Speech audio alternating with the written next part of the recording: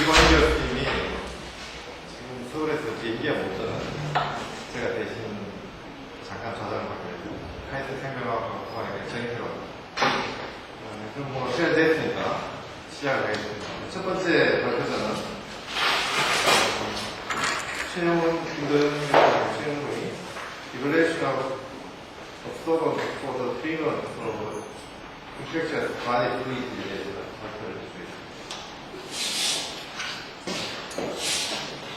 안녕하십니까. 저는 카이스트의 공정해석연구실의 최영훈입니다. 제가 오늘 말씀드릴 내용은 감염성 인체 적출물이라고 하는데 Infectious Body Fluid를 고분자 흡수제를 이용해서 처리하는 방법이 있는데 그 두 가지 고분자 물질을 성능을 분석하는 그런 실험을 해봤습니다. 그 점에 대해서 말씀드리겠습니다. 내용은 먼저 감염성 인체 적출물에 대해서 바디 플루이드에 대해서 설명을 드리고 슈퍼 업저번트 폴리머라는 고흡수성 수지를 이용해서 고형화시키는 방법에 대해서 잠깐 설명드린 다음에 크게 두 가지 실험을 했는데 유변화적인 방법을 이용해서 레오미터를 이용해서 분석을 좀 해봤고 그래서 고형화의 기준을 하나 마련해봤습니다. 그 다음에 그것을 통해서 또한 흡수된 물질이 액체에서 고체로 바뀌었을 때 얼마나 고체적인 성질을 가지고 있는지를 테스트했습니다. 두 번째 실험은 이것을 만든 다음에 주로 이제 내립을 하기 때문에 압력이 있는 상태에서 얼마나 그것이 잘 흐르는지 흐르지 않는지를 테스트하는 방법을 시험해봤습니다. 감염성 인체 적출물이라는 것은 병원에서 나오는 쓰레기라고 했었는데 혈액이라든지 동물의 사체라든지 아니면 인간의 인체의 조직 같은 것들을 포함하고 있습니다. 이것은 세컨드 핸드 인펙션에 2차 감염의 우려가 있기 때문에 아주 잘 제어가 되어야 합니다. 하지만 얼마 전까지 이것이 의학법에 의해서 규제가 됐기 때문에 별로 잘 규제가 되지 않았는데 2002년부터 환경부가 이것을 다루기로 했습니다. 바디 플루이드를 처리하는 방법에는 소니케이션, 힐링, 케미컬 메서드, 캡슐레이션, 일렉트릭 아크 혹은 솔리디피케이션 이런 여러 가지 방법이 있는데 저는 솔리디피케이션에 대해서 연구했습니다. 이 방법의 이제 고형화시키는 방법은 다른 어떤 새로운 화학물질의 생성이 없기 때문에 다른 것보다 장점이 있다고 말할 수 있습니다. 그리고 아주 심플하고 빠른 방법이기 때문에 우리나라에서 이렇게 사용할 가능성이 높아지고 있습니다. 슈퍼 업저비터 폴리머라는 것은 자기 질량의 한 수배 내지 수천 배의 양의 물을 흡수할 수 있는 능력을 가진 고흡수성 수지라고 합니다. 국내에서는 단 한 개의 화학회사만이 생산하고 있는데 주로 잘 아시는 기저귀나 여성용 제품에 주로 사용되고 있습니다. 그리고 이것이 인체 적출물을 처리하는 데도 사용될 수 있습니다. 이 고흡수성 수지라는 것은 세 가지 종류가 있는데 맨 처음에 미국에서 개발된 것은 스타치 계열이고 셀룰로즈 계열도 있고 상업적으로 사용되는 것은 이 폴리아크릴레이트 계열의 합성 고분자로 사용되고 있습니다. 엄청난 양의 물을 흡수하는 그 메커니즘은 주로 이 오스모시스라고 알려져 있는데 여기 보시는 것처럼 폴리아크릴레이트 체인이 이렇게 있으면 여기에 COH-2가 있는데 여기에 소듐 솔트가 들어가서 이 체인 내에 소듐의 농도가 높기 때문에 바깥쪽에서 많은 물을 이 체인 안으로 끌어들이려고 합니다. 그 다음에 하이드로젠 본드에 의해서 이 물이 이 안에 계속 머무를 수 있도록 유지되는 그런 메커니즘을 가지고 있습니다. 두 가지 제품을 테스트했는데 첫 번째 제품은 아까 세 가지 타입의 스텝 중에서 고흡수성 수지 중에서 두 번째인 셀룰로즈 계열의 제품이고 또 하나는 상업적으로 사용되는 폴리아크릴레이트 계열입니다. 이것은 제가 이 기기를 사용해서 분석한 결과 18% 정도의 질량으로 소듐이 들어있었습니다. 여기 이 회사 홈페이지에 있는 기기인데 피같이 보이는 혈액이 있으면 이것을 넣으면 이렇게 고체처럼 변한다는 것을 보여주고 있습니다. 실제로 이 제품의 매뉴얼을 보면 이 물질의 한 50배 정도를 충분히 흡수할 수 있는 그러한 흡수력을 가지고 있습니다. 첫 번째 실험은 레오미터를 이용해서 하는 것입니다. 이것을 통해서 스토리지 모듈러스하고 로스 모듈러스 두 가지를 관찰함으로써 테스트를 시도해봤는데 AIS 레오미터를 사용해서 측정했습니다. 퀘 지오메트리를 이용했고요. 흡수력을 측정하기 위해서 이것은 1대 50으로 제가 고정을 했습니다. 사실은 이거보다 더 적게 하려고 했는데 레오미터를 다루는 실험의 문제에 있어서 조금 묽게 실험을 했습니다. 시간에 의해서 어떻게 변하는지를 스캐닝을 했고 스트레인과 프리퀀시를 두 가지씩 바꿔가지고 두 가지 프로젝트에서 8가지 실험을 했습니다. 첫 번째 1 라디퍼세크의 프리퀀시, 그 다음에 1% 스트레인을 주었을 때 스토리지 모듈러스와 로스 모듈러스의 변화를 이 시간 축에 따라서 관찰했습니다. 둘 다 이렇게 처음에 레오미터 안에 이제 물을 먼저 넣어놓고 그 다음에 수제를 투입하고 재빨리 이제 기기를 작동시키는 그런 방식으로 시작했는데 이렇게 모듈러스에서 굉장히 급격한 증가를 모두가 보였습니다. 그 다음에 이 스토리지 모듈러스는 일정하게 계속 가는 경향을 보였고 G 더블 프라임인 로스 모듈러스는 점차 이렇게 급격히 증가했다가 점차 감소하는 그런 경향을 보였습니다. 조건만 스트레인을 5%로 바꿨을 때는 좀 더 큰 값을 가지고 증가하는 것을 둘 다 보였는데 여전히 G'은 계속 이렇게 검은색으로 표현된 것은 일정한 값을 유지하려는 그런 방향을 가고 아래 로스 모듈러스는 점점 여기서는 정확하게 보이진 않는데 약간 감소하는 그런 경향을 보였습니다. 이번에는 프리퀀시를 좀 더 높게 해가지고 실험을 해봤습니다. 비슷한 결과를 보였는데 어쨌든 두 프로젝터가 차이를 보여주는 것을 알 수 있습니다.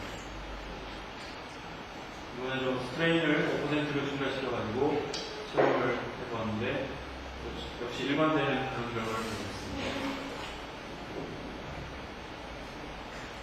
그래서 저희가 이 고여와의 어떤 기준을 하나 만들어 보려고 했습니다. 액체에다가 흡수제를 넣으면 그것이 흡수를 해가지고 고체 상태로 변하게 되는데 과연 언제까지가 액체이고 언제까지가 고체인가를 언제부터가 고체인가를 우리가 결정해 주어야 하는데 여러 가지 방법이 있습니다. 그러니까 원래는 정의되어 있는 바에 의하면 액체가 그 분자량이 작은데 그것이 고체가 되면서 평균 분자량이 무한대로 발산하는 점을 고체가 되는 점이다. 이렇게 정의를 합니다. 하지만 이것은 말 그대로 정의일 뿐이지 우리가 실험에서 어떻게 사용할 수는 없고요. 이 레퍼런스에서는 이 아까 보셨던 두 모듈러스, 스토리지 모듈러스와 로스 모듈러스가 같아지는 점, 다르게 표현하면 이 두 개의 비를 탄젠트 델타라고 이야기하는데 이것이 1이 되는 점이, 즉 두 개가 같아지는 점이 이 고체가 되는 지점이다라는 그런 기준을 제시한 적도 있고 비슷하게 이 아가를 가지고 아가가 고체가 되는 것을 실험한 미국에서는 이 모듈라이가 굉장히 급격하게 증가하는 점을 고체가 되는 점이다라고 지적을 했습니다. 하지만 이 어느 것도 저희가 적용할 수는 없는데 예를 들어서 두 개가 같아지는 점을 예를 들어서 기준으로 삼는다면 거의 뭐 넣자마자 많이 갖고 그다음부터 다른 값을 보기 때문에 이것을 고체의 기준으로 삼을 수 없고 급격히 증가하는 점을 잡으려고 해도 너무 처음 부분이고 실제로 우리가 봤을 때 고체라고 말할 수가 없기 때문에 이 두 가지를 다 적용할 수가 없습니다. 그래서 저희가 생각한 것은 그 두 개의 모듈러스 중에서 이 G 더블 프라임이 로스 모듈러스인데 이것은 어떤 물질의 액체적인 성질을 대표한다고 말할 수 있습니다. 그래서 이 로스 모듈러스가 비스코스한 성질을 대표하는 것이기 때문에 그것을 우리가 나타내서 이것이 갑자기 증가하다가 감소하기 시작하는 점, 그 점을 고체의 기준으로 삼았습니다. 예를 들어서 이 그림에서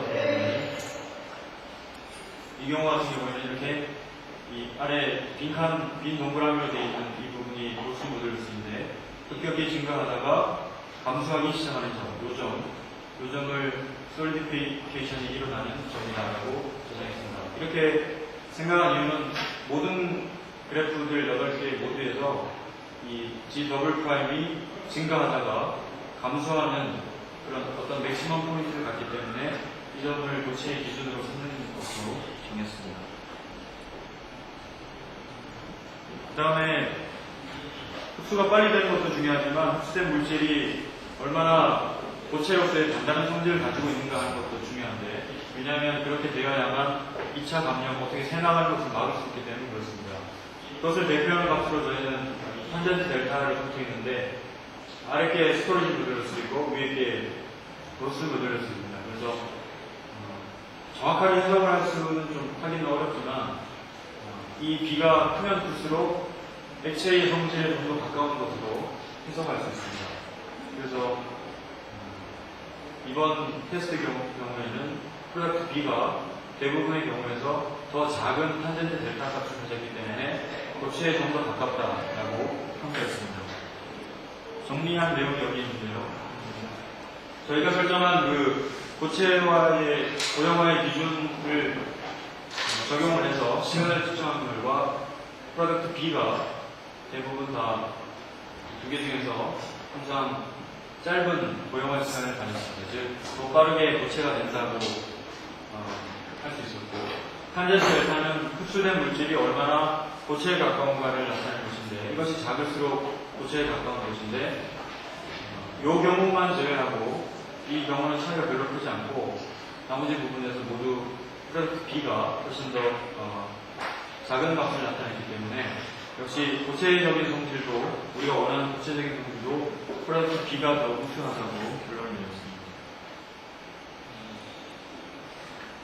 두 번째로 저희가 실험한 것은 주로 이 고체를 만든 다음에 이 폐기물을 매립을 하기 때문에 지하로 들어가게 되면 어떤 압력을 갖게 됩니다. 그래서 압력을 받는 상태에서 얼마나 잘 새 나올 것인가, 덜 새 나올 것인가를 테스트하는 방법을 생각해 보았습니다. 그래서 비슷한 방법으로 이 고분자 물질의 멜트 플로우 인덱스를 측정하는 그런 표준적인 방법, ESTM이나 ISO 방법이 있는데, 이 방법과 비슷한 방법을 저희가 사용했습니다. 여기에서는 고분자 물질마다 정해진 온도가 따로 있고 정해진 그런 방식이 따로 있는데, 저희는 온도는 별로 중요하지 않다고 판단했기 때문에 이런 기구를 하나 만들었습니다. 여기 보시는 것처럼 1cm 정도의 글래스 튜브에다가 끝에를 좀 단단한 것으로 막고, 그 다음에 여기에 2mm짜리 작은 2mm의 직경을 갖는 1cm의 노즐 같은 것을 잠깐 만들었습니다. 그래서 이 안에 흡수를 시킨 물질을 집어넣고, 그 다음에 이 위에서 눌러주는데 약 300g 중에 하중을 걸어서 이 밑으로 얼마나 빠져나오는지 시간에 따라 측정하겠습니다. 그 다음에 흡수시키는 비율은 1대 60, 1대 50, 1대 40 정도로 고분자 물질이면 넣는 액체를 물을 60 정도로 해가지고 60, 50, 40도 해서 이 비율을 흡수를 시킨 다음에 눌러서 나오는 양을 시간에 따라 측정했습니다. 맨 처음에 1대 60이면 가장 묽은 형태인데요. 예상한 것처럼 빠른 시간에 하중하여서 좀 더 빠르게 나오고 있는데, 이 두 물질이 비율계의 차이를 보여줍니다. 즉, 이것이 더 늦게 나오는 셈인데, 이것은 이제 누적 값입니다. 늦게 나오는 거기 때문에 비율계가 덜 가까운 프로덕트 B가 더 잘 새나가지 않는 우선 성질을 가지고 있습니다. 1대 50에서도 역시 프로덕트 B가 더 좋았고, 1대 40에서도 흘러나오는 양이 더 적었던 프로덕트 B가 우수하다는 것을 알 수 있었습니다. 결론을 말씀드리겠습니다. 두 가지 흡수제를 사용을 해서 유변학적인 방법을 통해서 고형화시키는 속도를 저희가 측정하려고 했는데, 그것을 위해서 저희는 로스 모듈러스의 맥시멈 포인트를 고형화의 기준으로 삼았고, 그것을 통해서 얼마나 빨리 고형화를 시키는지를 테스트했습니다. 그 다음에 로스 모듈러스와 스토리지 모듈러스의 비율, 탄젠트 델타 값을 통해서 얼마나 고체에 가까운 성질을 갖는지를 테스트했는데 모두 프로덕트 B가 우수했고, 마지막에 보신 것처럼 일정 하중 하에서 덜 새어나오는 특징, 그것도 프로덕트 B가 더 우수했기 때문에 두 개 중에는 프로덕트 B가 인체 감염성 폐기물을 처리하는 데 더 유리하다는